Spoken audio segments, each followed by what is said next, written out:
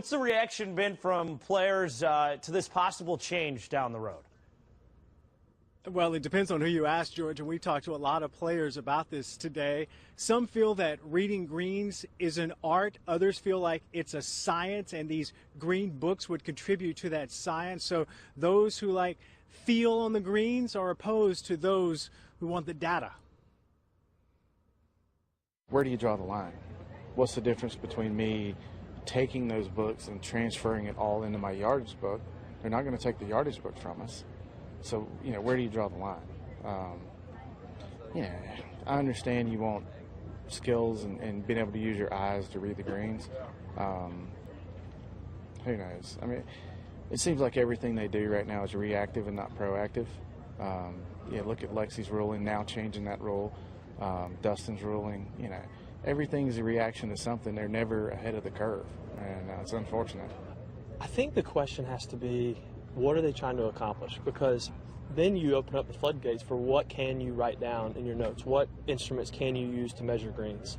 So I think they're opening up something that they're going to have a lot of headaches on if they decide to do this, because then you're going to have a lot of other rules about what can we do and what can't we do. I never look at the green book. I mean, we carry one. Kenny will carry one, and I might ask him once a tournament, what does the green book say?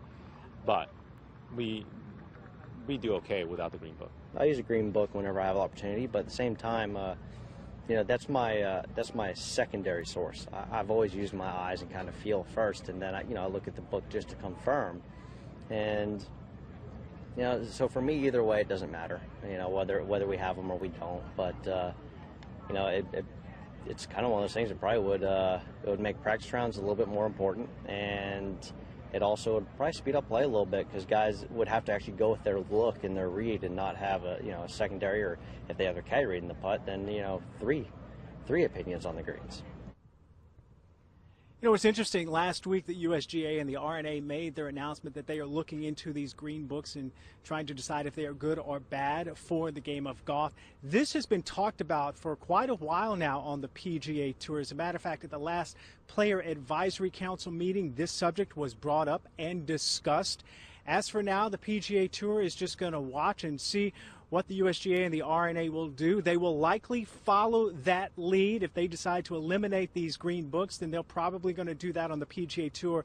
However, George, there is an option for the PGA Tour to establish a local rule on tour if indeed these green books are disallowed, and allow them to be in the hands of the world's greatest players. Be interesting to see if that played out down the road. Thanks, Todd.